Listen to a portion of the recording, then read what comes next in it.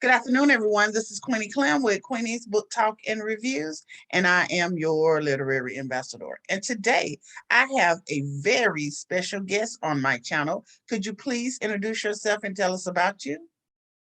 I am Joy Avery. First off, thank you for having me. Thank you for welcoming me to your space. I am Joy Avery and I write contemporary romance. Okay. Now, describe your writing process to us. Well, hit or miss. That's the best way to describe it. Hit or miss. But no, I sit down and I handwrite first. I don't know why, but I have to handwrite it first before I can get it into a Word document. So I handwrite, I chop out a few hours in the evening to do that, handwrite everything. Then I type it into the computer and I do the same process over and over again. Okay. Now tell us what you enjoy most about writing romance. I love writing the hero and the heroine getting together.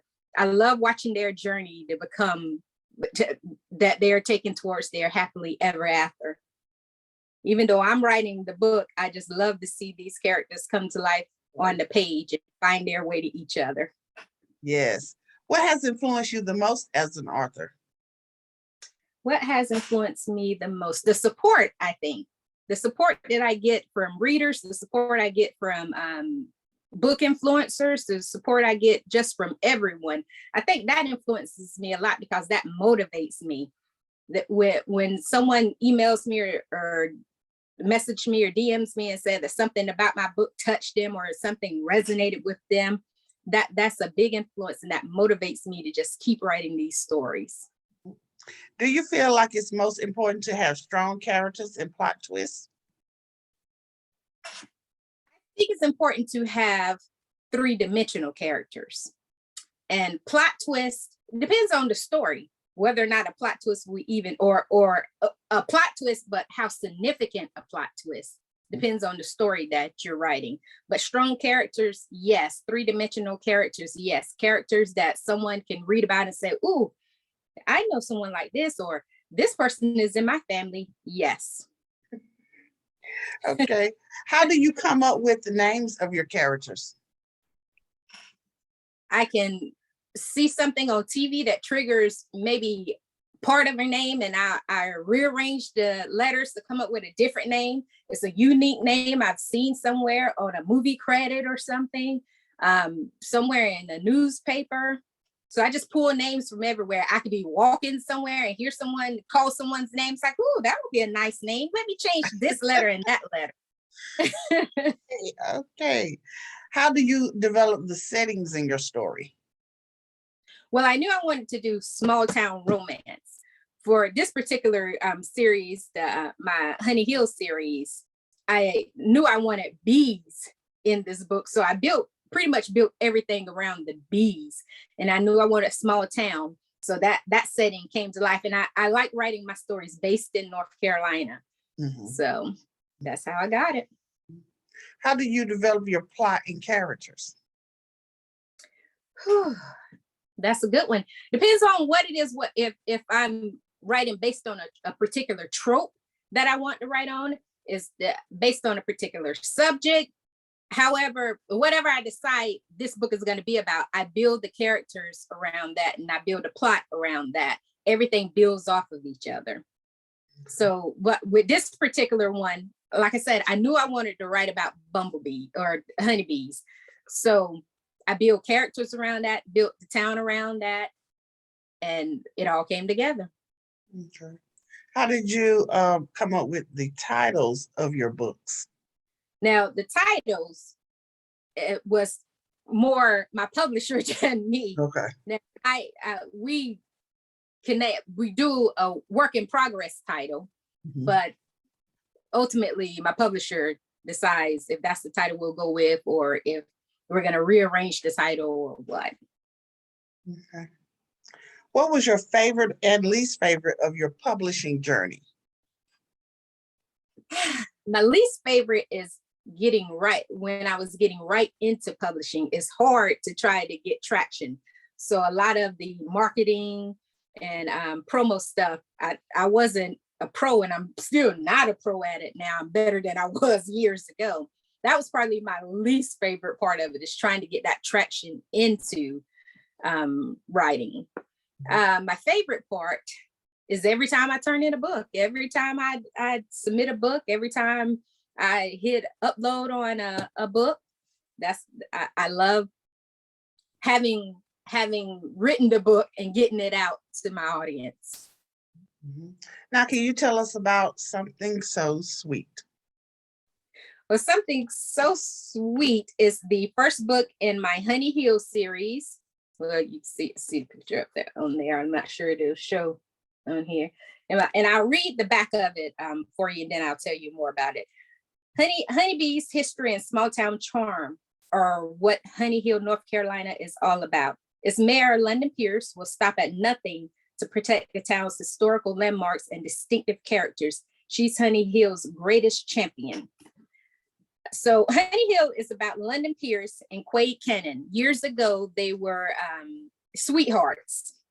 He came to Honey Hill every summer to visit his aunt Sugar. And one summer, he just stopped coming. So years passed by. He had no contact with Aunt Sugar, had no contact with Honey Hill, no contact with London.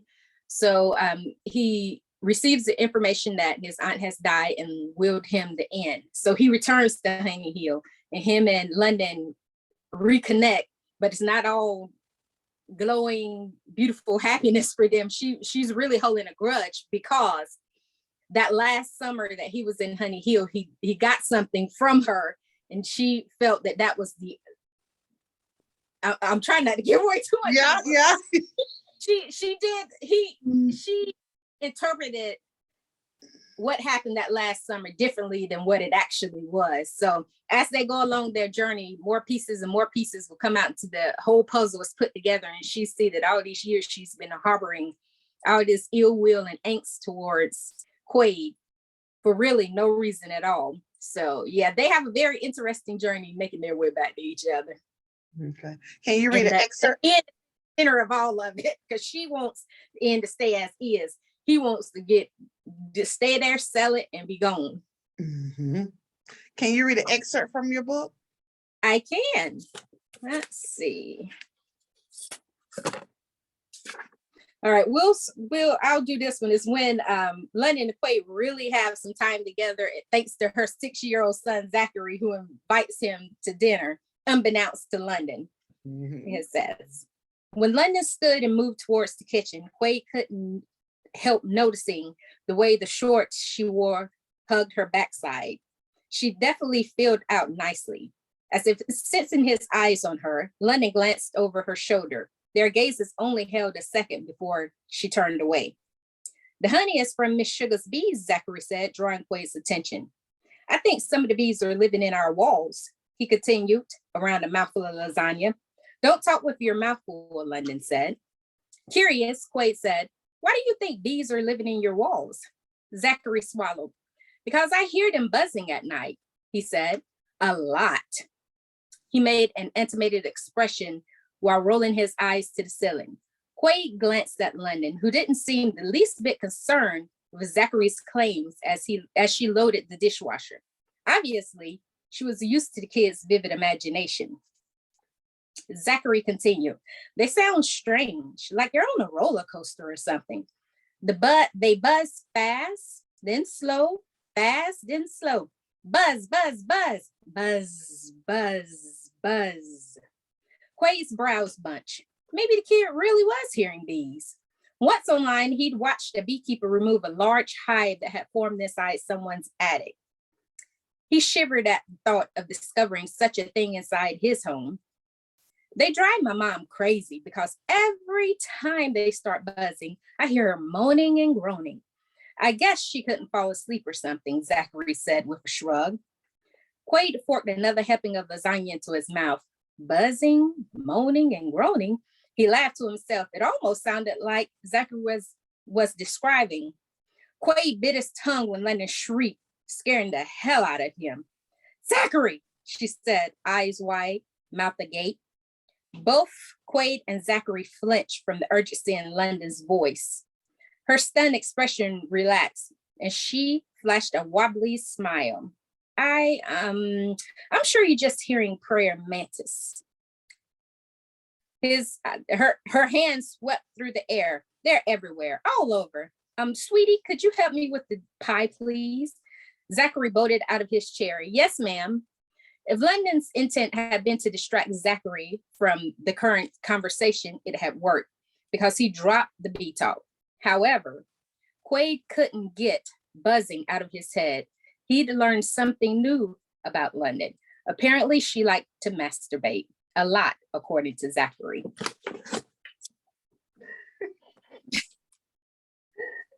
Okay. What is your key theme or message in your books?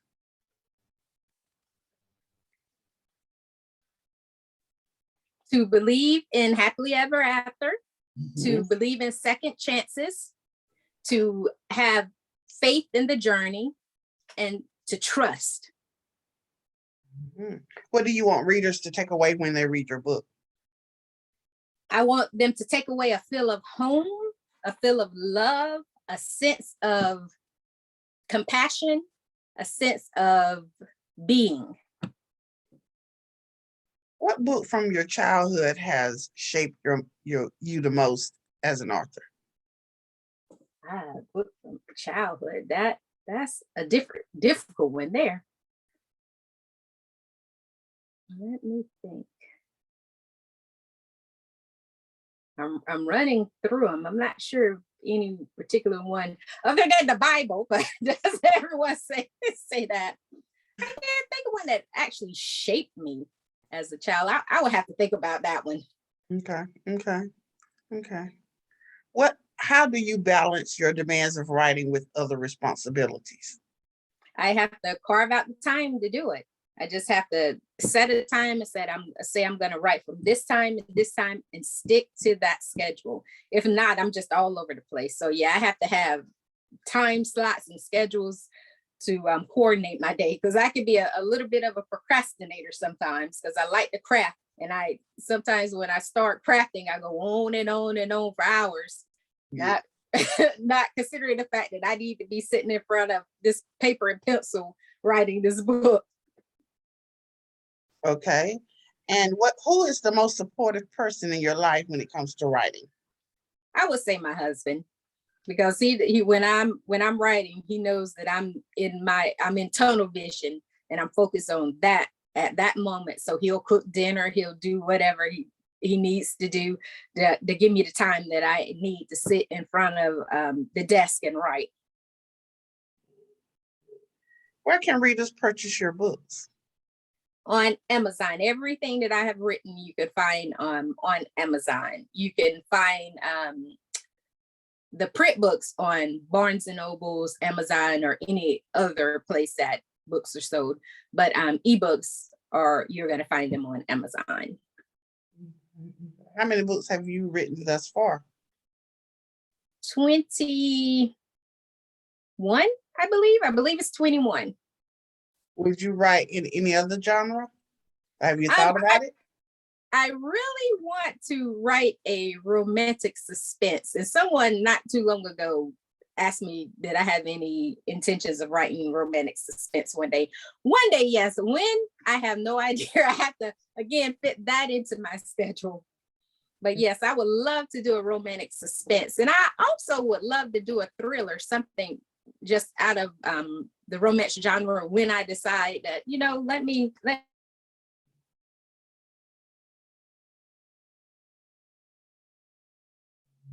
okay. What are you currently working on right now? Currently working on well, I can't say too much about the project, but it'll be a small town romance. That's pretty much all I can say about that one. Okay. Now, where can we? Working on my upcoming release. Working on getting ready for my upcoming release, the second book in my Honey Hill series. And can you talk about that one? It really is. The second book is Sweeter Than Honey, and it releases June 28th of this year. And this, if you've read Something So Sweet. This one is London's best friend Riley and the sheriff of Honey Hill, Kenton Barnes. Kenton is Riley's brother's best friend. He's carrying a whole bunch of baggage from his past, which is impeding his present. He's had a crush on Riley for forever, but he just doesn't feel worthy enough to pursue it. And there's the fact that he is her brother's best friend. And Riley, she also is carrying baggage from her past that's pretty parallel with what Kenton's going through. So they have that in common, and they've always been close, but they joke with each other like brother and sister. But at one point, she realized that she wants more, but she too isn't sure she's ready to take it to the next level with him. Okay. And that comes out June 28th. Okay. Can you tell us where we can find you on all your social medias? Yes. Website, www.joyavery.com. On Facebook, Twitter, Instagram, you can find me at Arthur Joy Avery. You find me on Goodreads at Arthur Joy Avery. You can like my Amazon page, Arthur Joy Avery. BookBub, Arthur Joy Avery. So that's it. I'm on all social media platforms except TikTok. Not on TikTok. Okay. Is there anything else you would like to add before we close? I would just like to say again, thank you for welcoming me here today. Thank you to all the readers who has supported me over the years. I have readers that are still with me now since book one, and I so appreciate you. Appreciate all the readers that has stuck with me all these years. I appreciate all the new readers. And if you haven't tried a Joy Avery romance, try a Joy Avery romance. Thank you so much for coming in today. I really appreciate it. Thank you. All right. This is Queenie Clem with Queenie's Book Talk and Reviews. Happy reading. Bye, y'all.